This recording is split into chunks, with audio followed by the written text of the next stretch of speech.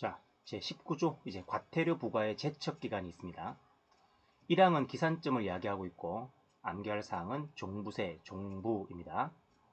행정청은 질서위반 행위가 종료된 날부터 5년이 경과한 경우에는 해당 질서위반 행위의 과태료를 부과할 수 없다라고 되어 있죠.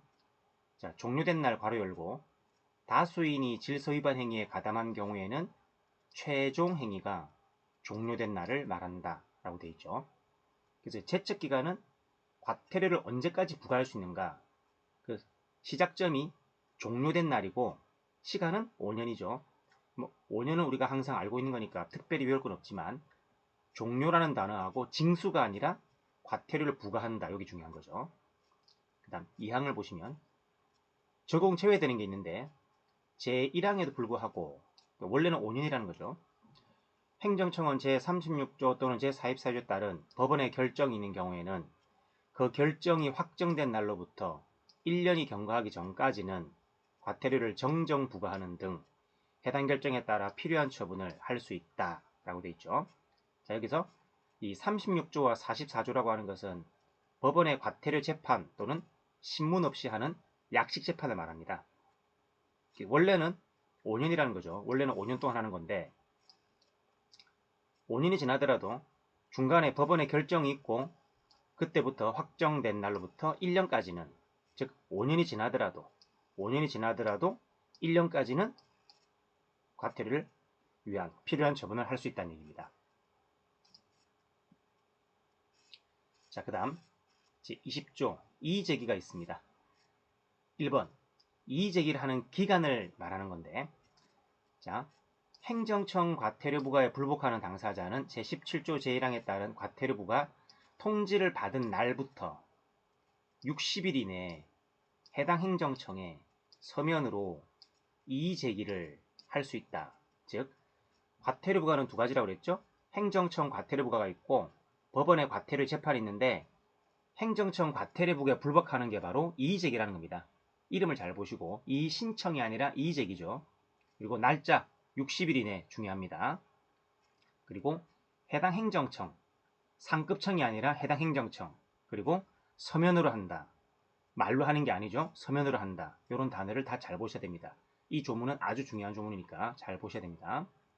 그 다음 더 중요한 게 있죠. 2항 효과가 있는데 이의제기하면 어떻게 되느냐. 자, 1항에 따른 이의제기가 있는 경우에는 행정청 과태료 부과 처분은 그 효력을 상실한다. 자, 이의제기하는 순간 효력이 사라지니까 이 행정청 과태료 처분의 효력을 상실하게 하는 취소 소송 같은 게 필요 없다는 거죠. 소송을 제기하지 않고도 바로 상실한다는 겁니다. 그렇다면 이 행정청 과태료 처분이라고 되어 있지만 이건 사실은 처분성이 없죠. 취소 소송의 대상이 될 수가 없으니까. 그래서 행정청 과태료 처분은 처분이 아니다. 퇴 그랬죠. 과퇴 더럽다 퇴 그랬습니다.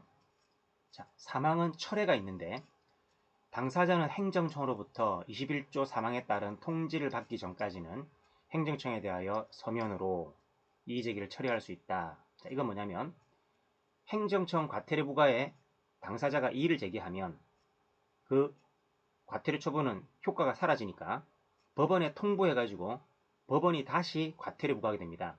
그런데 법원이 판단해가지고 통보를 하지 아니하는 경우도 있는데 어쨌거나 통보를 하건 안 하건 간에 그 통지를 받기 전까지는 이의제기를 처리할 수 있는 거죠.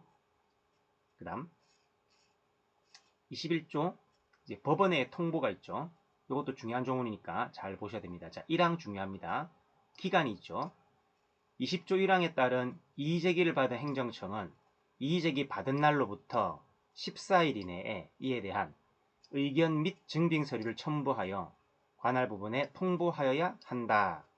다만 다음 각 호의 어느 하나에 해당하는 경우에는 그러하지 아니하다. 두 가지 처리 있죠.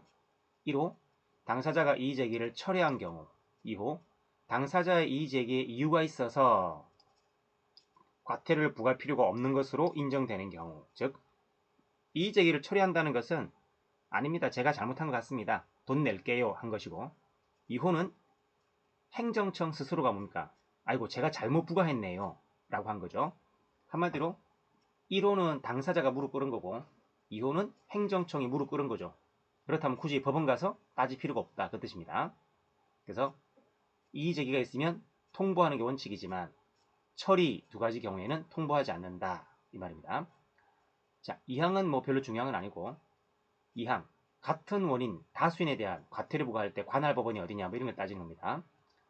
자, 행정청은 사실상 또는 법률상 같은 원인으로 말미암아 다수인에게 과태료를 부과할 필요가 있는 경우에는 그 다수인 가운데 1인에 대한 관할권이 있는 법원에 제1항에 따른 이의제기 사실을 통보할 수 있다. 여러 사람 관련되면은 아무나 한 명만 관할이 있으면 된다는 얘기죠. 그 다음 3항 통보 또는 미통보의 통지. 행정청이 1항 및 제2항에 따라 관할법원에 통보를 하거나 통보를 하지 아니하는 경우에는 그 사실을 즉시 당사자에게 통지하여야 한다. 즉 당사자의 이의제기가 있으면 행정청이 법원에 통보를 하죠. 또는 처리 두 가지 경우에는 통보를 하지 아니하죠. 어쨌거나 통보를 하건 안 하건 누가? 행정청이 당사자에게 통보 미통보 사실을 통지해 주라는 얘기입니다. 시험에서 자주 나오는 건 아니니까 참고로 보시면 되겠습니다. 그 다음 제22조 질서 위반 행위의 조사. 중요한 내용 아니니까 가볍게 보시면 됩니다. 자, 1항에서는 행정청이 필요조치, 어떠한 조치를 할 것인가 나와 있습니다. 행정청은 질서 위반 행위가 발생하였다는 합리적 의심이 있어서 그에 대한 조사가 필요하다고 인정할 때에는 대통령령으로 정하는 바에 따라 다음 각 호의 조치를 할 수 있다. 1호 당사자 또는 참고인의 출석 요구 및 진술의 청취. 2호 당사자에 대한 보고명령, 자료제출의 명령이라고 되어 있죠. 자, 그래서 1호는 참고인도 들어가죠.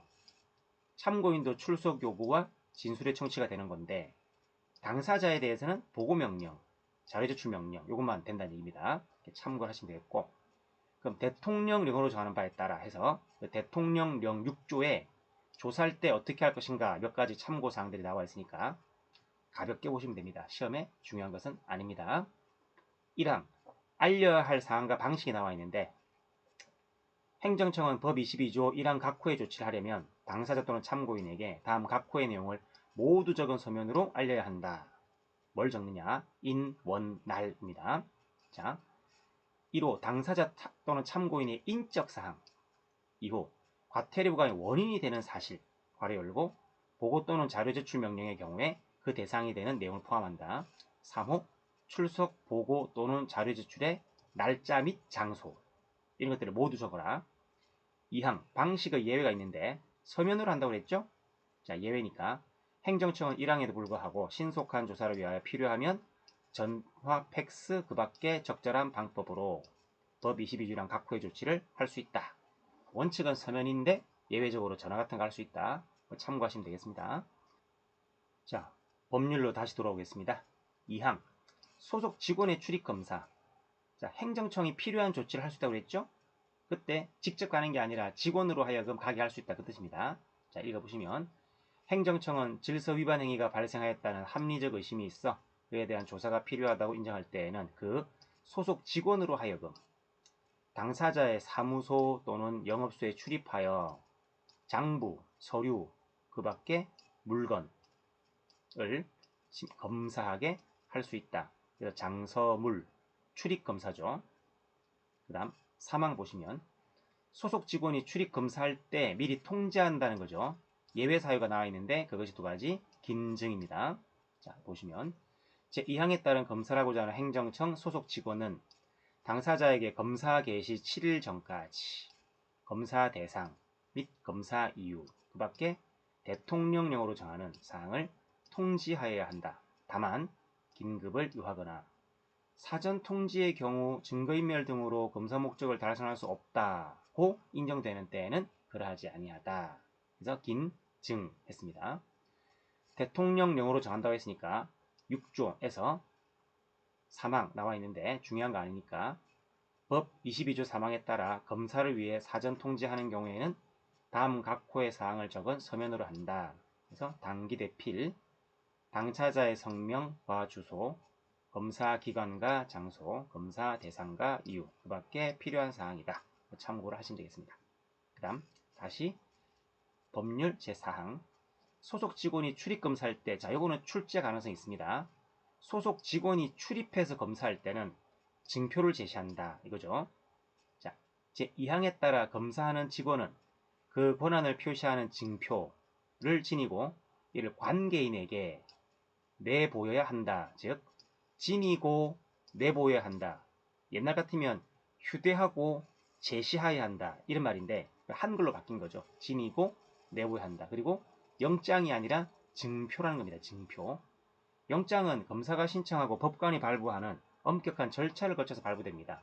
근데 이것은 영장이 아니라 그냥 권한증명서 같은 거다 그 뜻입니다.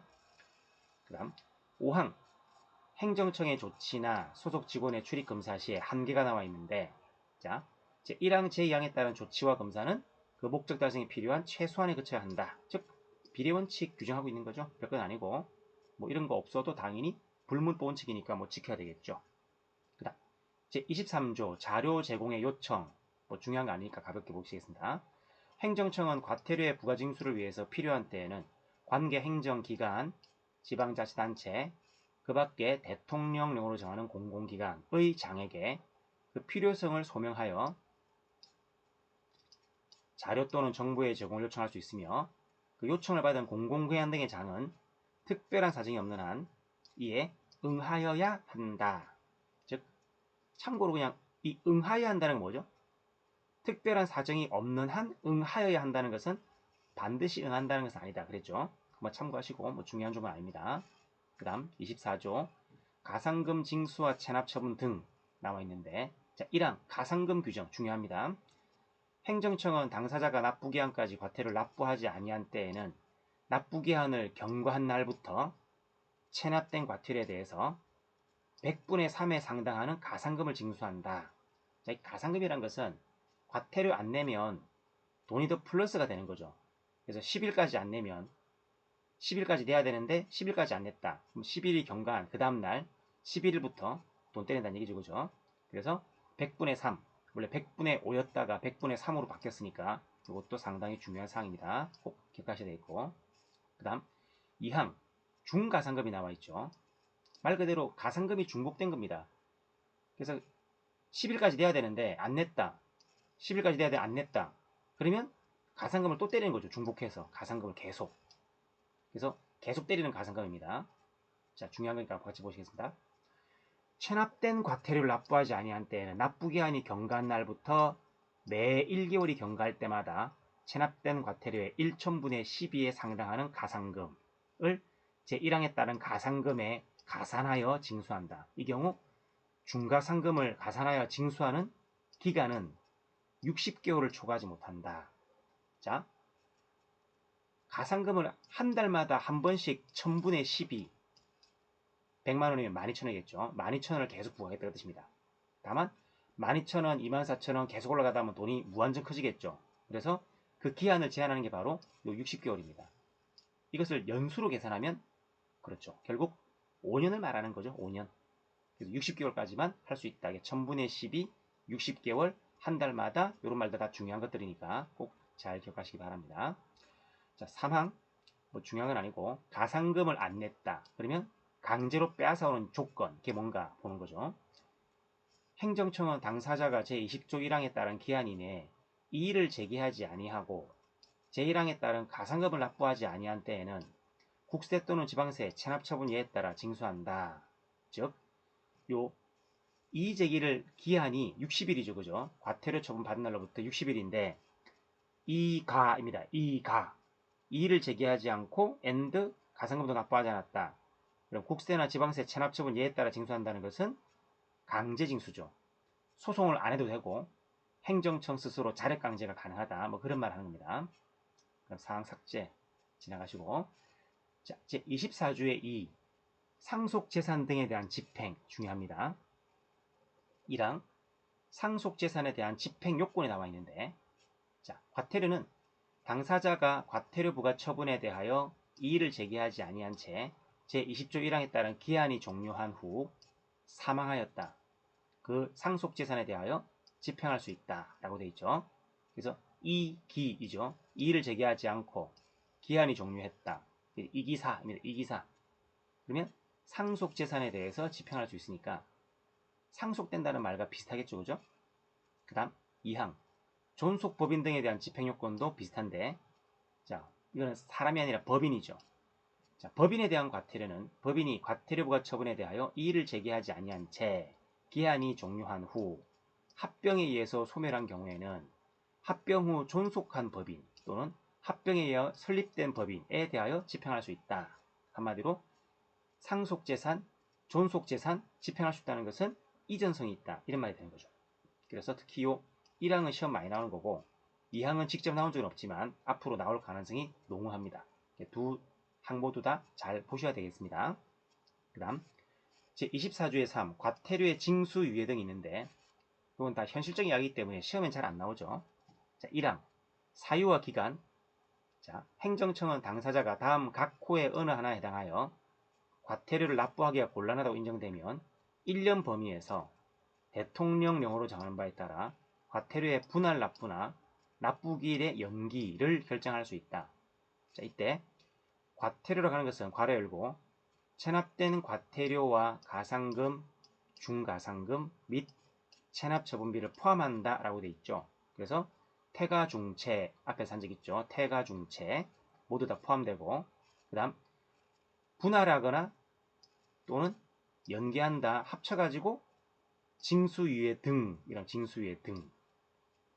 그래서 그 각 호의 어느 하나에 해당하니까 돈이 없거나 여러 가지 경우겠죠. 그게 이제 기차장, 부재장, 회실대라고 나와 있는데 뭐 중요한 거 아니니까 암기 안 하셔도 됩니다. 어차피 암기 못 하시겠죠. 기차장, 부재장, 회실대, 대는 대통령령으로 정하는 경우겠죠. 자, 대통령령에서 7조의 이 과태료 징수유예 등이 있는데, 자, 유예기간, 연장기간 이렇게까지는 시험에 나올 가능성이 없으니까 참고로 보시면 되겠습니다. 그냥 법률로 가시면 자, 기초생활수급자, 그 다음 차상위 계층 중 다음 강목의 대상자. 강목의 대상자는 의한자, 의료급업에 따른 수급권자, 한부모 가족에 대한 지원 대상자, 자활사업 참여자. 차상위 중에서 이 의한자에 해당해야 되는 거죠. 그 다음 뭐 장애인이라든지 가족을 부양할 사람이 없다든지 불의의 재난으로 피해를 당한 사람, 그 다음 납부의 의무자 또는 그 동가족이 질병이나 중상해로 1개월 이상 장기 치료를 받아야 하는 경우, 7호 채무자 회생 등에 따른 개인 회생 개시 결정자, 8호 고용보호법의 시력급여 수급자, 9호 그 밖에 1호부터 8호까지 준하는 것으로서 대통령을 정하는 부득이한 사유가 있는 경우 했습니다. 자, 대통령령 7조에 의해서 그 방금 9회에서 본 거 있죠. 요게 지금 나와 있는 거죠. 대통령령을 정한 부득이한 사유가 있는 경우란 다음 각 호의 어느 하나에 해당하는 경우다. 도사생, 도난 등으로 재산의 현저한 손실을 입었다. 2호 사업이 중대한 위기에 처해 있다. 3호 과태료를 일시에 내면 생계유지가 곤란하거나 자금 사정에 현저한 어려움이 예상되는 경우다. 뭐 이런 것들이 나와 있는데 이런 것들은 중요한 건 아니고 한마디로 다 뭐죠? 기초생활수급자라든지 재난으로 지금 돈 다 날라갔다든지 이런 사람은 징수유예 등, 즉 분할이나 연계를 신청할 수 있다 말입니다. 다시 법률로 오셔가지고 2항 징수유예 등의 신청. 자, 1항에 따라 징수유예 등을 받으려는 당사자는 대통령령으로 정하는 바에 따라 이 행정청에 신청할 수 있다. 즉, 징수유예는 신청하는 거구나. 그 정도까지만 기억하시면 되겠습니다. 대통령령 7조의 3 징수유예 등의 신청 등이 나와 있는데, 자, 1번 신청 방식은 뭐 별건 없고 당연히 뭡니까? 뭐 신청서를 써야 한다. 뭐 그 말이겠죠? 중요한 거 아니고. 2항 보시면 결정에 대해서 통지를 하게 되는데 1항에 따라 징수유예 또는 징수유예 등 기간 연장의 신청을 받은 행정청은 특별한 사정이 없는 한 그 신청을 받은 날로부터 20일 이내 결정하여 당사자에게 통지해야 한다. 뭐 이런 숫자 같은 것들은 시행령에 나와 있는 숫자는 대부분 다 시험에 나오지 않습니다. 제가 꼭 나온다고 말씀드리는 것만 암기하시면 되니까 이런 것들은 굳이 암기를 안 하셔도 되겠습니다. 그 다음 3항 직권 결정도 가능하네요. 4항 효력 발생 시기는 다음 구분에 따른 날에 발생한다. 여러가지 나와 있습니다. 참고로 보시면 되겠습니다. 3항 법률 3항입니다. 담보 제공 등. 행정청은 제1항에 따라 징수유예 등을 할 때 그 유예하는 금액에 상당하는 담보의 제공이나 제공단 담보의 변경을 요구할 수 있고 그 밖에 담보 보전에 필요한 명령을 할 수 있다 해서 재변보 있죠? 제공, 변경, 보전 참고하시면 되겠고 사항, 징수유예 기간 중 금지사항이 나와 있습니다. 행정청은 제1항에 따른 징수유예 등의 기간 중에는 그 유예한 과태료 징수금에 대하여 가상금 또는 중과상금의 징수 또는 체납 처분을 할 수 없다. 교부 청구는 제외한다. 무슨 말인지 모르시겠죠? 아실 필요 없습니다. 5항 징수유예 등의 취소 및 통지 행정청은 다음 각 호의 어느 하나에 해당하는 경우에 징수유예 등을 취소하고 유예된 과태료 징수금을 한꺼번에 징수할 수 있다. 이때 그 사실을 당사자에게 통지하여야 한다. 요거는 어느 정도는 나올 수 있는데 자, 징수유예는 언제 하죠? 돈이 없거나 갑자기 형편이 어려졌을 때 그 반대 사유가 발생하면은 그때 뭡니까? 다시 내야 되겠죠. 그죠? 그래서 납담제대입니다. 1호 과태료 징수금을 지정된 기간까지 납부하지 않아야 했을 때 2호 담보의 제공이나 변경 그 밖에 담보 보전에 필요한 행정청 명령에 따르지 아니하였을 때 3호 재산 상황이나 그 밖의 사정의 변화로 유예할 필요가 없다고 인정될 때 4호 1호부터 3호까지에 준하는 대통령령으로 정한 사유에 해당되어 유예한 기간까지 과태료 징수금 전액을 징수할 수 없다고 인정될 때 자, 그래서 징수유예는 힘들 때 유예를 해주는 건데 상황이 바뀌어서 힘들지 아니하게 되거나 봐줬는데도 제대로 납부하지 않거나 그럴 때는 징수유예를 취소한다. 그래서 징수유예를 취소할 수도 있다 하는 정도까지만 여러분들이 기억하시면 되겠습니다. 그다음 대통령에서 제7조의 4 징수유예 취소가 있는데 즉 대통령령으로 정하는 사유란 다음 각 호의 어느 하나에 해당하는 사유다 해서 채, 강, 경, 해, 거, 포 있는데 역시 암기 안 하셔도 됩니다. 1호, 2호, 3호 쭉 있는데 한번 참고로 보시면 되겠습니다. 2항 취소 통제 방식도 뭐 중요한 거 아니니까 참고하시면 되겠고 3번 3항 마찬가지 재징수유예도 마찬가지 그다음 법률 6항 필요한 사항 결정 과태료의 징수유예 등의 방식과 절차 그 밖에 징수유예 등에 관한 필요한 사항은 대통령령으로 정한다. 뭐 중요한 거 아니죠. 그 다음 제24조의 4 결손처분 자, 결손처분이라고 하는 것은 이제 돈을 낼 수가 없으니까 그냥 과태료 처분 없다고 치자. 결국 손실 났네. 뭐 이런 이야기입니다. 그런 처분을 말합니다. 1항 사유 뭐 중요한 건 아니니까 행정청은 당사자에게 다음 각 호의 어느 하나에 해당하는 사유가 있을 때에는 결손처분을 할 수 있다. 할 수 있다. 요 정도 시험에 하여야 한다가 아니라 할 수 있다는 거죠. 언제 할 수 있느냐? 소행 1호 제15조 제1항에 따라 과태료의 소멸시효가 완성된 경우 즉 소멸시효란 확징이죠. 과태료 부과가 확정된 날로부터 5년 안에 징수, 집행하지 않으면 시효로 소멸한다. 그걸 말하는 거죠. 2호 체납자의 행방이 분명하지 아니하거나 재산이 없는 등 징수할 수 없다고 인정되는 경우로서 대통령령으로 정하는 경우다. 즉 시효 완성, 소멸시효나 행방불명이죠. 소행입니다. 이 정도는 한번 참고를 한번 봐두시면 되겠습니다. 대통령령 7조에 의해서 결손처분 대통령령으로 정하는 경우라는 것은 조금 더 구체적으로 말하고 있습니다. 다음 각 호의 어느 하나에 해당하는 걸 말한다. 실파 한마디로 1호 체납자가 행방불명되어 민법 제27조에 따른 실종 선고를 받아 징수할 수 없다고 인정되는 경우 2호 체납자가 채무자회생법에 따른 파산 선고를 받는 등 재산이 없어서 징수할 수 없다고 인정되는 경우 즉 실종 선고하고 파산 선고하고 실파 이 정도다 라고 보시면 되겠습니다. 그다음 역시 대통령령 2항 사실 확인 등 행정청은 1항에 따라 결손 처분을 하려는 경우에는 체납자와 관계가 있다고 인정되는 행정기관에 체납자에 대한 실종 선고 사실 또는 재산의 유무를 확인해야 한다. 그 다음 2항 결손 처분의 취소 즉 결손 처분은 한마디로 돈이 없으니까 뭐 더 이상 과태료를 징수하지 않겠다 라고 했는데 알고 보니까 돈이 있었던 거죠. 그래서 취소하는 겁니다. 자, 행정청은 제1항 제2호에 따라 결손 처분을 한 후 압류할 수 있는 다른 재산을 발견하였을 때는 지체 없이 그 처분을 취소하고 체납 처분을 하여야 한다.